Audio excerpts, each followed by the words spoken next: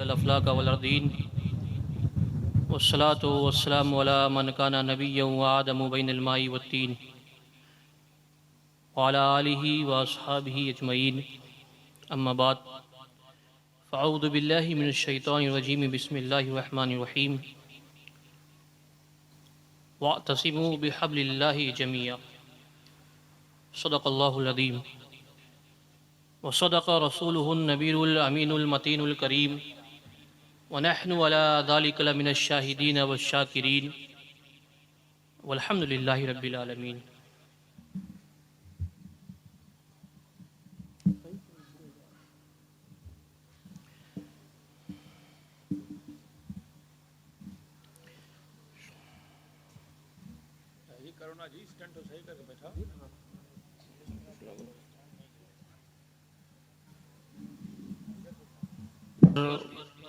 جلوہ افروز شہزاد حضور تاج الاولیاء حضرت علامہ مولانا الحاج سید شاہ وحاد الدین معاذ اشرفی الجیلانی و برادران صغیر سید پیر زاہد اشرف اشرفی الجیلانی و تمام علماء اکرام مفتیان اعظام شورا اسلام نقیب جلسہ اور دور و نزدیک سے تشریف فرمانے والی پیاری پیاری عوام، السلام علیکم ورحمۃ اللہ تعالی وبرکاتہ. آئیے کچھ بھی سننے سنانے سے پہلے ہم اور آپ مل کر بارگاہ بکس پناہ حضور پر نور سرور عالم نور مجسم احمد مجتبی محمد مصطفیٰ صلی اللہ تعالیٰ علیہ وسلم کی بارگاہ اقدس میں جھوم جھوم کے ہدیہ درود پاک کا نذرانہ پیش کریں. پڑھیے بآواز بلند، اللہم صلی علی سیدنا مولانا محمد وعلی آل سیدنا مولانا محمد صلی اللہ علیہ وسلم. آپ لوگ کچھ سننا چاہیں گے؟ ہاتھ اٹھا کے بتائیے کون کون سننا نہیں چاہے گا. پورا مجمع بیدار، ماشاءاللہ. اپنی باتوں کو شروع کرنے سے پہلے میں چاہتا ہوں کہ میں اپنے جد امجد کی بارگاہ میں کچھ منقبت کے اشعار گنگنا لوں اور پھر اپنی باتوں کو آگے بڑھاؤں. آپ لوگ سنیں گے، ساتھ دیں گے. ایک بار درود شریف پڑھ لیں. اللہم صلی علی سیدنا مولانا محمد بارک وسلم صلاۃ و سلام علیک یا حبیبی یا رسول اللہ صلی اللہ تعالی علیہ وسلم. میری آواز اتنی اچھی نہیں ہے اور کوشش کرتا ہوں، اور یہ شاید میں نے آپ لوگوں کو بتا ہی دیا ہے کہ حضور تاج الاولیاء کا یہ کلام ہے جو انہوں نے ہم سے، میرے بھائی سے کہا تھا کہ بچوں عوام کو سنانے کے لیے مت پڑھا کرو، بلکہ جس کی شان میں پڑھتے ہو اسے سنانے کے لیے پڑھا کرو. اگر انہوں نے سن لیا تو تمہاری زندگی بھی بن جائے گی اور آخرت بھی بن جائے گی، ہے نا؟ بہرحال میری بگڑی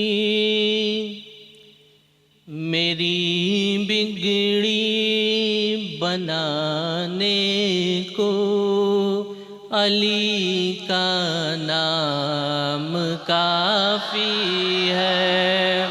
میری بگڑی بنانے کو علی کا نام کافی ہے.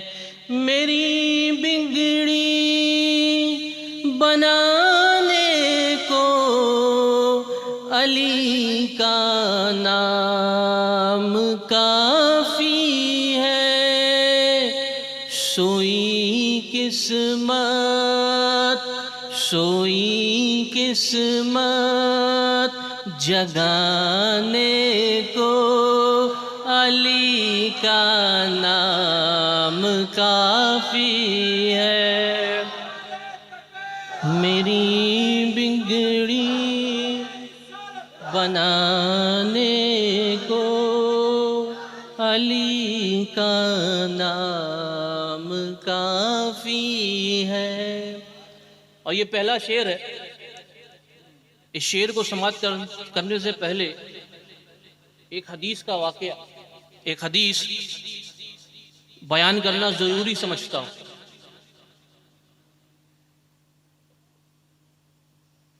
حضرت عائشہ صدیقہ رضی اللہ تعالی عنہ آپ اپنے والد گرامی سے پوچھتی ہیں، یا ابت انی ارا یکثرک النظر الی وجہ علی. اے والد گرامی، میں اکثر دیکھا کرتی ہوں کہ جب آپ کسی مجلس میں ہوتے ہیں اور اس مجلس میں اگر حضرت علی جلوہ گر ہو تو آپ اپنی آنکھوں کو حضرت علی کے چہرے پر ٹکٹکی باندھے ہوئے لگائے رکھتے ہیں، حضرت علی کے چہرے کو تکتے رہتے ہیں. کیا وجہ؟ حضرت ابو بکر صدیق فرماتے ہیں، الذی نفسی بیدی سمیت رسول اللہ صلی اللہ تعالی علیہ وسلم یقول، کہ میری بیٹی، اس رب ذوالجلال کی قسم جس کے قبضے قدرت میں میری جان ہے، میں نے اپنے کانوں سے سنا کہ نبی کریم صلی اللہ تعالی علیہ وسلم نے ارشاد فرمایا، النظر الی وجہ علی عبادہ، کہ علی کے چہرے کو دیکھنا عبادت. کیا ہے؟ علی کے چہرے کو دیکھنا عبادت. اچھا، اب ذہن میں ایک سوال آتا ہے کہ اگر علی کے چہرے کو جس نے دیکھ لیا اس کی عبادت ہو گئی، لیکن کوئی ایسا بھی تو ہو سکتا ہے جس نے علی کے چہرے کو نہ دیکھا ہو، بلکہ علی کو آتا ہوا دیکھا ہو، یا علی کو جاتا ہوا دیکھا ہو، یا علی کی پشت کو دیکھا ہو، یا علی کے ہاتھ کو دیکھا ہو، علی کے چہرے کو نہ دیکھا. تو حضرت عائشہ صدیقہ رضی اللہ تعالی عنہ کی دوسری حدیث آپ ہی سے مروی، آپ فرماتی النظر الی علی عبادہ، کہ اگر تم علی کے چہرے کو نہ دیکھ سکو، اگر تم علی کے چہرے کو نہ دیکھ سکو تو صرف علی کو دیکھ لو. علی کو آتا ہوا دیکھ لیا، علی کو اگر جاتا ہوا دیکھ لیا تو بھی تمہاری عبادت ہوگی. اب تیسرا سوال آتا ہے، یہ سعادتیں تو ان لوگوں کے لیے تھی جو اس زمانے میں موجود تھے، ہم جیسے لوگوں کے لیے کیا ہے نا؟ ان جیسے لوگوں کا کیا ہوگا جنہوں نے علی کے چہرے کو نہ دیکھا، جنہوں نے علی کی پشت کو نہ دیکھا، نہ علی کو آتا ہوا دیکھا، نہ علی کو جاتا ہوا دیکھا. تو سنو، تیسری حدیث ہے، عائشہ صدیقہ رضی اللہ تعالیٰ عنہ فرماتی ہے کہ سنو، اگر تم نے علی کے چہرے کو دیکھ لیا عبادت کر لی، علی کو آتا ہوا دیکھ لیا عبادت کر لی، علی کو جاتا ہوا دیکھ لیا عبادت کر لی، اور اگر تم یہ تمام سعادتیں حاصل نہیں کر پائے تو سنو، ذکر علی عبادہ، اگر تم کچھ نہیں کر سکے تو علی کا ذکر کر لو، عبادت ہو جائے.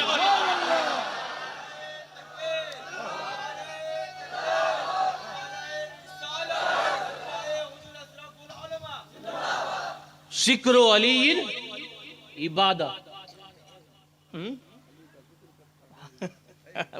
اسی کے لیے کہ علی کا ذکر کر لو عبادت ہو جائے. تو اب جو یہ شعر ہے نا، یہ تمام باتوں کو اپنے دلوں میں بسا کے یہ شعر سنیے گا، اس کی کیفیت ہی الگ ہوگی. میری بگڑی بنانے کو علی کا نام کافی ہے، اور علی کا ذکر کرتا ہوں عبادت ہے یہی میری.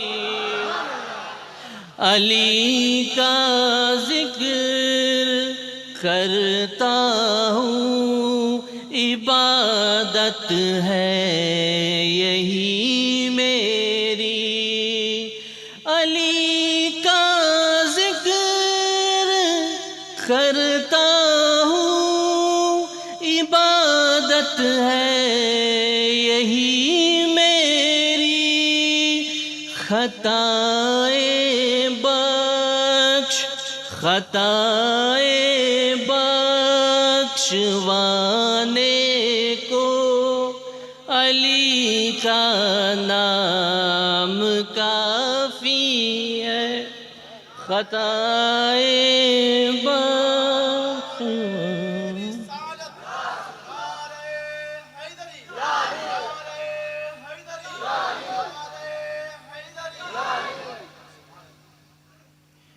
اور ہم علی والے ہیں، جو علی والا ایک بار کہہ دے سبحان اللہ.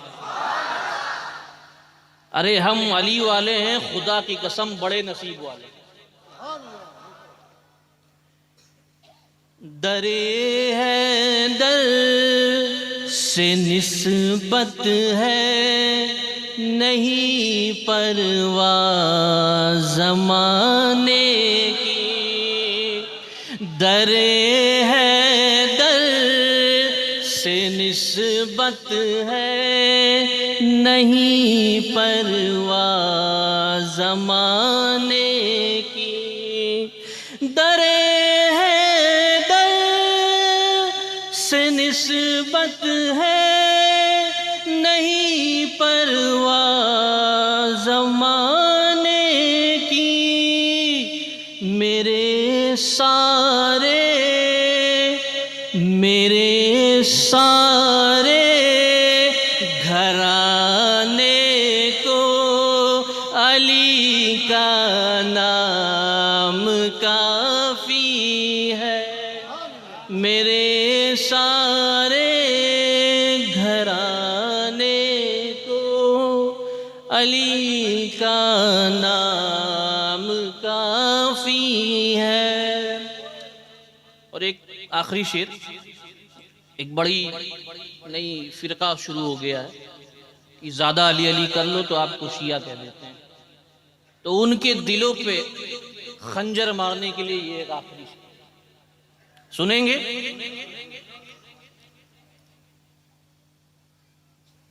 علی کے منکروں سے کیوں الجھتے ہو سرے محفل، علی کے منکروں سے کیوں الجھتے ہو سرے محفل، علی کے منکروں سے کیوں الجھتے ہو سرے محفل، بس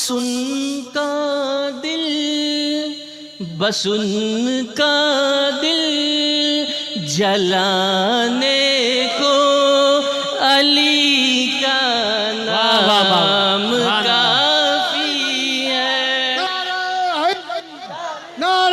حیدری، نعرہ حیدری. بس ان کا دل جلانے کو علی کا نام کافی ہے، میری بگڑی بنانے کو علی کا نام کافی ہے. درود شریف پڑھ لیں. اللہم صلی علی سیدنا مولانا محمد بارک وسلم، صلاۃ و سلام علیک یا حبیبی یا رسول اللہ صلی اللہ تعالی علیہ وسلم.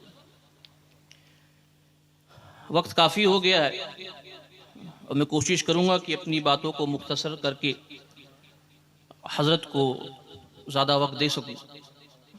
آپ لوگ سنیں گے ہے نا؟ اس آیت کریمہ کو پڑھنے کا میں نے شرف حاصل کیا ہے. اللہ تبارک و تعالی قرآن مقدس میں ارشاد فرماتا ہے وَاعْتَصِمُوا بِحَبْلِ اللَّهِ جَمِيعًا. کہ اللہ کی رسی کو مضبوطی سے تھام لو. کس کو؟ اللہ کی رسی کو مضبوطی سے تھام لو اور فرقہ بندی مت کرو. وَلَا تَفَرَّقُوا وَاذْكُرُوا نِعْمَتَ اللَّهِ عَلَيْكُمْ. اور فرقہ بندی مت کرو اور اللہ کی نعمتوں کو یاد کرو. اذ کنتم اعداء، جبکہ تم ایک دوسرے کے دشمن تھے. فَأَلَّفَ بَيْنَ قُلُوبِكُمْ، تو اللہ تبارک و تعالی نے تمہارے دلوں میں محبت ڈال دی. اللہ کی رسی کو مضبوطی سے تھام لو، فرقہ بندی مت کرو، اللہ کی نعمتوں کو یاد کرو. جب تم ایک دوسرے کے دشمن تھے، اللہ نے تمہارے دل میں الفت و محبت ڈال دی، جس کا صلہ کیا ہوا کہ تم ایک دوسرے کے ساتھ اللہ کی مہربانی سے ایک دوسرے کے بھائی بن گئے. ایک دوسرے کے بھائی بن گئے. یہ جو آیت کریمہ ہے، اس کا پس منظر کچھ اس طریقے سے ہے کہ جب مہاجرین مدینہ شریف پہنچے، جب مکہ والے مدینہ شریف ہجرت کر کے پہنچے، تو نبی کے ایک اشارے پر مدینہ کے رہنے والے تمام انصاروں نے اپنے گھر کے دروازے مہاجرین کے لیے کھول دیے. مہاجرین مدینے میں اس طریقے سے رہنے لگے کہ گویا مدینہ ہی ان کا گھر ہے. لیکن یہ بات کچھ منافقین کو، کچھ مشرکین کو ہضم نہیں ہو رہی. کچھ مشرکین کو یہ بات ہضم نہیں ہو رہی. انہوں نے پلاننگ کی، انہوں نے گروہ بندی کی، اپنے گروہ کو جمع کیے، اپنے یاروں دوستوں کو جمع کر کے پلاننگ کی. یہ کوشش کی کہ یہ جو بھائی چارگی قائم ہو گئی ہے، اس کو کیسے توڑا جائے.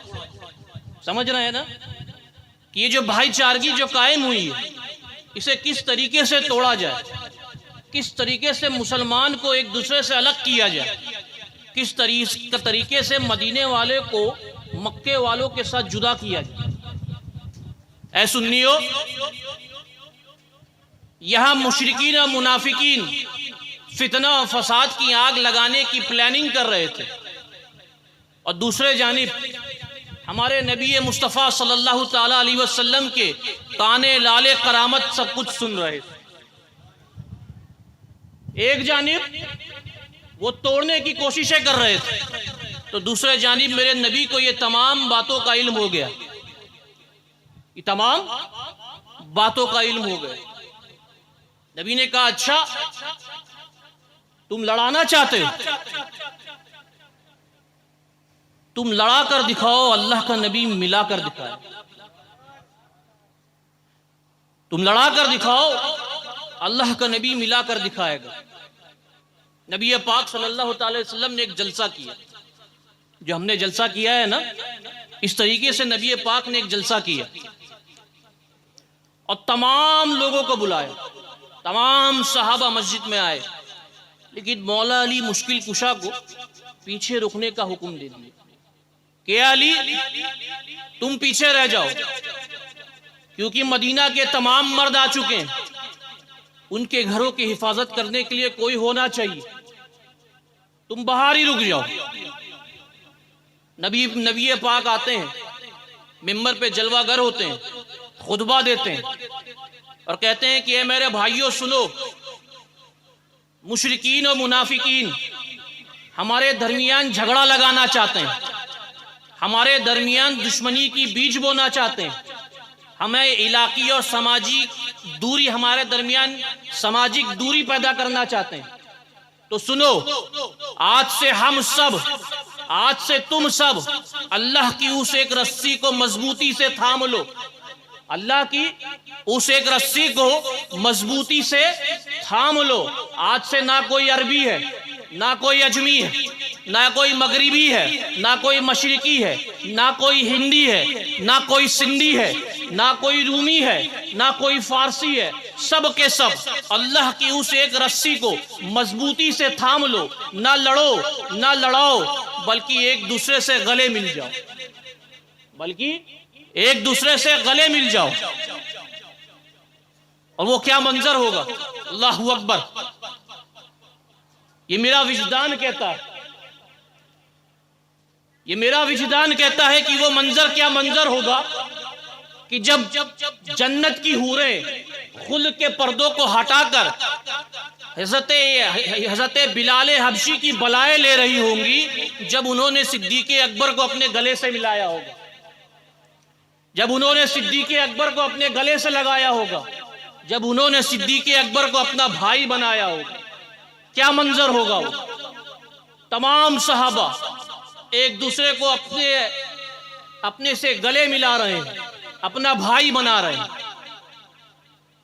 اور باہر مولا علی مشکل کشا رو رہے ہیں، مولا علی مشکل کشا رو رہے ہیں۔ ایک شخص آتا ہے، ایک صحابی رسول آتے ہیں نبی کے پاس، عرض کرتے ہیں یا رسول اللہ یا حبیب اللہ، علی رو رہے ہیں، علی رو رہے ہیں۔ نبی پاک صلی اللہ علیہ وسلم علی کو بلاتے ہیں،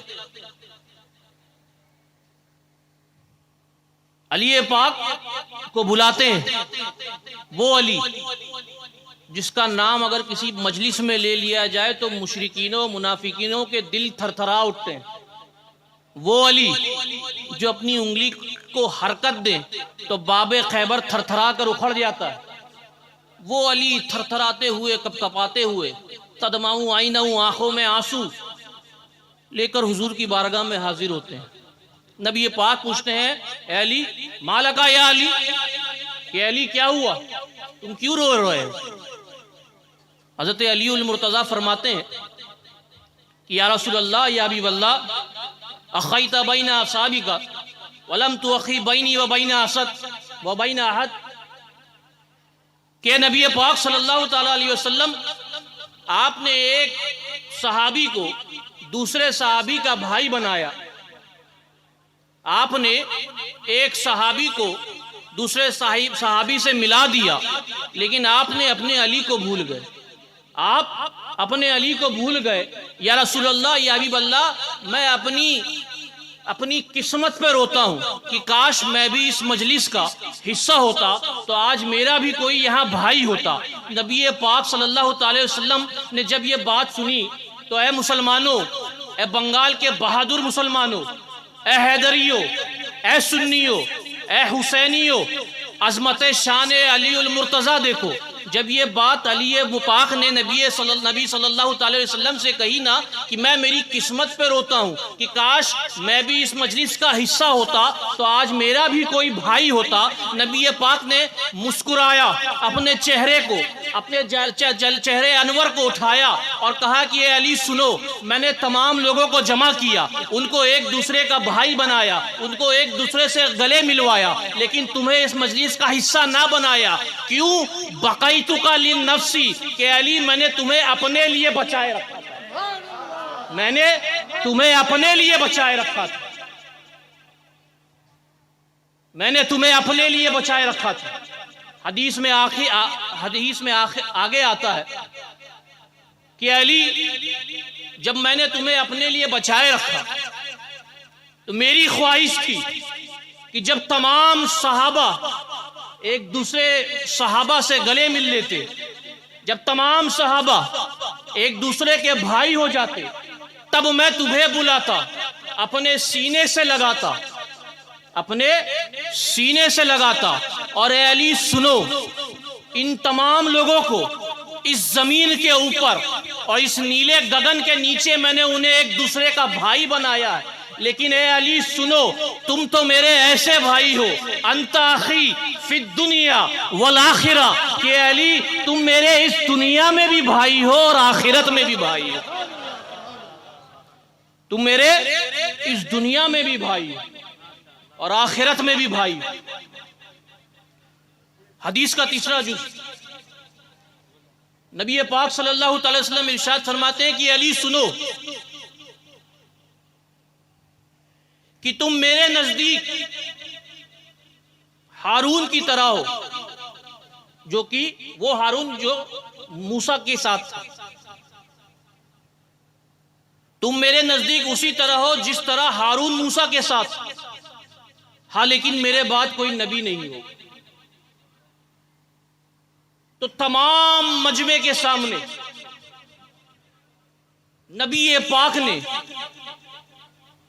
علی کے مرتبے کو بتایا، تمام مجمع کے سامنے، تمام زمانے کے سامنے نبی نے فرمایا کہ جو علی کا ہے وہ میرا، اور جو میرا ہے وہی علی کا ہے۔ اے لوگوں سنو، انی حبل اللہ حبل ممدود من الارض الى السماء، کہ اے لوگوں میں اللہ کی رسی ہوں۔ نبی پاک صلی اللہ تعالی وسلم ارشاد فرما رہے ہیں کہ اے میرے صحابہ کی جماعت گواہ ہو جاؤ، اپنی تمہید میں بیان کر رہا ہوں کہ اے میرے صحابہ کی جماعت گواہ ہو جاؤ، اے زمانہ گواہ ہو جاؤ کہ میں اللہ کی رسی ہوں جو زمین سے لے کے آسمان تک تنی ہوئی ہے۔ ایک جانب اللہ کے محبوب نبی پاک صلی اللہ علیہ وسلم یہ ارشاد فرما رہے ہیں کہ میں اللہ کی رسی ہوں جو زمین سے لے کے آسمان تک تنی ہوئی ہے، دوسرے جانب کیا فرما رہے ہیں کہ جو علی کا ہے وہ میرا ہے، اور جو میرا ہے وہی علی کا ہے۔ تو گویا جس کو اللہ کی رسی پکڑنا ہو وہ میرا دامن پکڑ لے، اور جو میرا دامن نہ پکڑ سکتا ہو وہ علی کا دامن پکڑ لے، کیونکہ میں نے نبی پاک صلی اللہ تعالی علیہ وسلم ارشاد فرماتے ہیں من کنت مولا ہوں فہذا علی مولا، کہ جس کا میں مولا ہوں اس کا علی بھی مولا، جس کا میں مولا ہوں اس کا علی بھی مولا۔ تبھی تو حضرت ابن عباس نے جب نبی پاک صلی اللہ علیہ وسلم سے پوچھا کہ یا رسول اللہ اللہ کی رسی کون؟ تو نبی پاک صلی اللہ علیہ وسلم نے ارشاد فرمایا انی حبل اللہ، کہ میں اللہ کی رسی ہوں، میرا دامن تھام لو، اور اگر میرا دامن نہیں تھام سکتے تو علی کا دامن تھام لو، کیونکہ علی بھی اللہ کی رسی۔ ایک مقام پہ کیونکہ جب اس کی بات چلی ہے تو یہ بھی بیان کرتا چلو، حضرت امام جعفر صادق سے کسی نے پوچھا کہ یا رسول اللہ یا حبیب اللہ،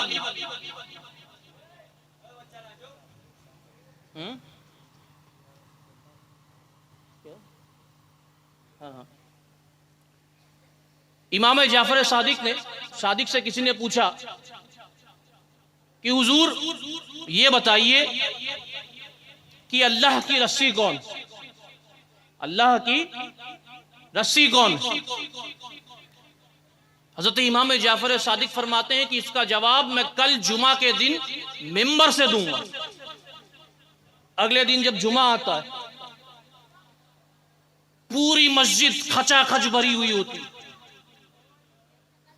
حضرت امام جعفر صادق خطبہ دیتے ہیں، نبی کی شان بیان کرتے ہیں، حمد و ثنا کرتے ہیں، کچھ واعظ و نصیحت کرتے ہیں، اور پھر کہتے ہیں کہ کسی شخص نے مجھ سے پوچھا کہ اللہ کی رسی کون ہے؟ تو آپ ارشاد فرماتے ہیں الذی نفسی بیدی نحن حبل اللہ حبل ممدود من الارض الى السماء حتی یرا عند حوض القوثر۔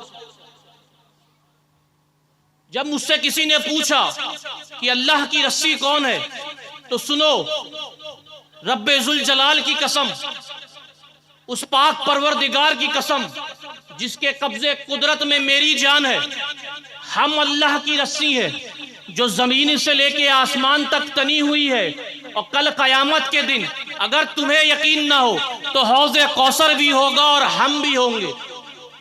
کیا پتہ چلتا ہے؟ امام جعفر صادق فرماتے ہیں کہ اللہ کی رسی نحن ہم ہے، یعنی اہل بیت ہے۔ تبھی تو دل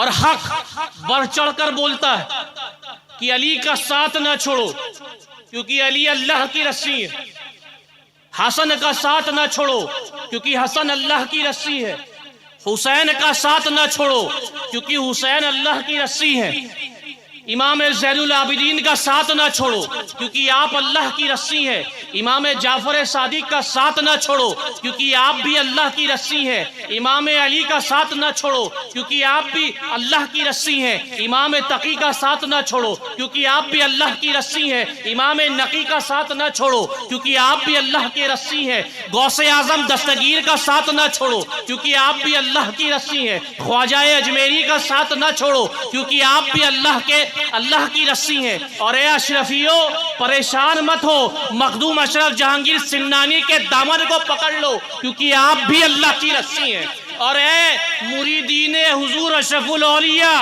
خوش ہو جاؤ، اپنے پیر کا دامن پکڑ لو کیونکہ حضور اشرف الاولیاء بھی اللہ ہی کی رسی ہیں،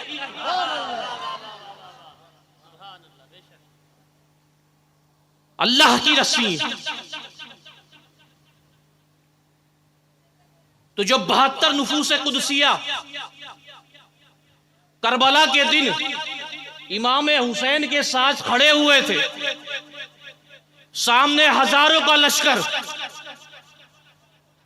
اگر کوئی عام انسان ہو تو اس کا دل کیا دماغ پورا جسم یہی کہے کہ جیت سامنے ہے، جان بچانا ہے تو ہزاروں کے ساتھ ہو جاؤ، لیکن وہ 72 نفوس قدسیہ کو معلوم تھا کہ یزید اور حسین میں اللہ کی رسی امام حسین ہے، انہوں نے اللہ کی رسی کو مضبوطی سے تھام لیا، انہیں اتنا یقین تھا کہ اگر ہمارا بازو بھی جسم سے جدا ہو جائے تو بھی ہم امام حسین کے دامن کو نہیں چھوڑیں گے کیونکہ امام حسین اللہ کی رسی ہے۔ ارے امام حسین نے تو امت کو ایمان کی بہاریں عطا کی ہے، امام حسین نے امت کو ایمان کی بہاریں عطا کی ہیں، امام حسین کا نسل ان کو پتا تھا، وہ 72 نفوس قدسیہ جو تھے انہیں امام حسین کی تمام آنے والی نسلوں کے بارے میں بھی معلوم تھا، انہیں پتا تھا کہ جعفر صادق امام حسین کی نسل سے ہیں، غوث اعظم امام حسین کی نسل سے ہیں، خواجہ اجمیری امام حسین کی نسل سے ہیں، مخدوم اشرف امام حسین کی نسل سے ہیں۔ آج زمانے کو جو کچھ بھی دیا ہے حسین کے بیٹوں نے دیا ہے، یزید تخت بچا کر بھی دنیا کو امت کو کچھ نہ دے سکا، اور امام حسین نے سب کچھ لٹا کر امت کو ایمان کی بہاریں عطا کر دی۔ تو امام حسین صرف فاطمہ کے بیٹے کا نام نہیں، امام حسین صرف علی کے جگر کے ٹکڑے کا نام نہیں، امام حسین صرف قرۃ عین مصطفیٰ نہیں، بلکہ امام حسین تو تکمیل ذبح عظیم کی بنیاد ہے۔ ارے میرا امام حسین ایسا ہے جس نے گردن کٹا کر پچھلوں کا بھی حق ادا کر دیا اور اگلوں کا بھی حق ادا کر دیا، تبھی تو ہم عاشقان امام حسین ڈنکے کی چوٹ پہ یہ بولتے ہیں کہ شاہ است حسین، بادشاہ است حسین، دین است حسین، دین پناہ است حسین، سرداد نداد دست در دست یزید، حقہ کے بنائے لا الہ است حسین۔